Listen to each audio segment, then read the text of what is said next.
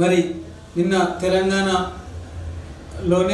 BJP ప్రభుత్వంలో 80 ఎంపీలు 80 ఎమ్మెల్యేలు గెలిచారు.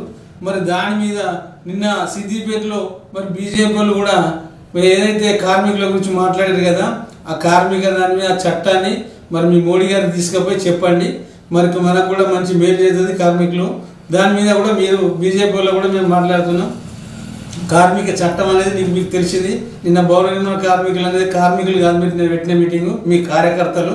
మరి ఇట్లా కార్యకర్తలు కూర్చొని పెట్టుకున్నా కాదు, మా యొక్క రాష్ట్ర అధ్యక్షుడిగా నేనున్నా. మీరు చెప్పండి, మీ పార్టీ ఆ పార్టీ మాకు ఏ పార్టీలో పనిచేసే కార్మికులకే పార్టీ నేను. దాని మీద మీ అందరికి కూడా నేను సహకరించేది. మీరు చేస్తే ప్రతి దగ్గర కూడా మేము వస్తాం.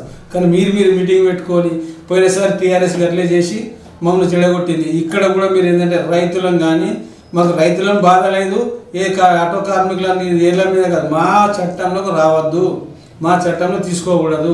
మాకున్న దాని మీదే మేము కార్మికులు ఎట్లయితే చెస్ వసూలు చేసుకుంటున్నామో మా పైసా డబ్బులకి మాకు ఈ పింఛన్లు కానీ ఏదైతే మాకు వచ్చే పథకాలు ఉన్నాయి, ఆ పథకాలన్నీ ఖచ్చితంగా నెరవేర్చాలని చెప్పి మేము కూడా హెచ్చరిస్తున్నాం.